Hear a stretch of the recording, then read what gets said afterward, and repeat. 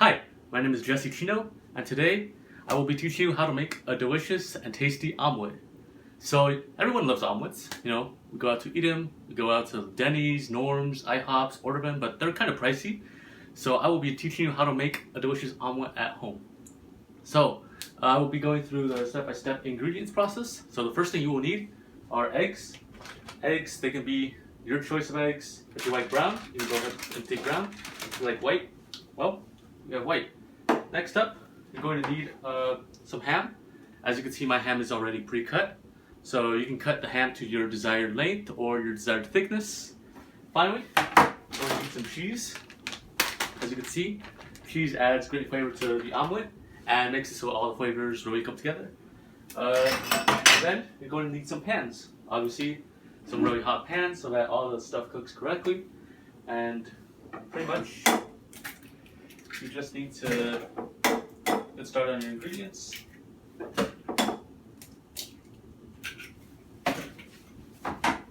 So, after you get all your ingredients ready, you're going to want to get some butter into that pan. That way, all the food doesn't stick to the pan. So get some butter in there. It'll melt nice and easy, making the food really delicious. So, after that butter is getting nice and toasty, you're going to want to put your eggs into a set pan like that. Get that nice and cooking.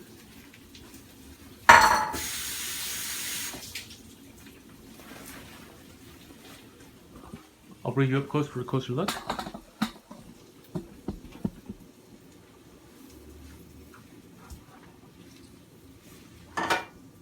You're going to want to grab your ham, then put it into said fire or pan. Get that nice and toasty. Now the thing with the egg is that you're going to want to move the egg so that the egg doesn't form curdles and doesn't keep all the liquid on top. Because once that liquid's on top, you're gonna have a hard time pretty much just moving the egg around due to the fact that the liquid, the runny yolk, is making it difficult for the egg to actually cook evenly. So the way to circumvent this is you can just grab a bit of the egg, unfold it, and let that liquid sort of just drip onto the pan that's still not cooking yet.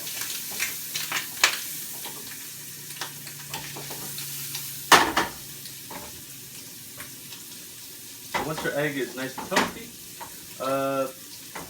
you're going to want to sort of flip it. Oops, I made a bit of a mess.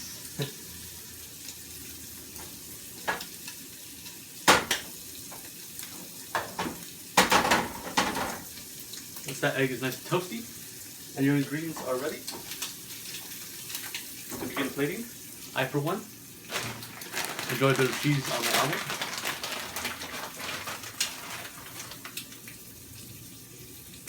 Now, the thing with the omelet, to make it look nice and presentable, is that you want to set aside some of the ham that you have, because some of that ham is going to go on top of the omelet. So as you can see, a bit of ham set aside, just for the plating. Now, onto the plating. Now this is where it sort of gets a bit tricky. Grab your standard plate or whatever you want to use. Pretty much the goal of the omelet is to make it look nice and presentable. And so in doing that, you're pretty much going to ensure that half of the omelet, or that the omelet isn't exactly folded in half, but that part of the omelet, the one that goes over, is a lot more longer lengthwise. So to do this, you can just hold it down, hold the omelet down, and once it folds over, it makes this nice, beautiful, big omelet that's sure to please whoever you're cooking it for. And just put a little bit of garnishing on top. That's how you make a delicious ham and cheese omelet. You have other sorts of omelets you can make, not just that. If you want to add more to it, you can. For example, this is a barbecue omelet made with barbecue chicken, a bit of cheese, some onions, and of course barbecue sauce on top. Or, alternatively, you can go more vegetarian. For example, this is a vegetarian omelet, a bit of spinach, a bit of onion, and as you can see, some tomatoes on top for that added extra deliciousness. So, as you can see, I reviewed how to prepare your ingredients for an omelet, how to make the omelet itself, and what sorts of omelets you can make with all those set ingredients.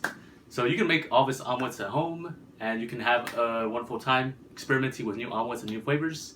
And that has been my presentation on how to make an omelet.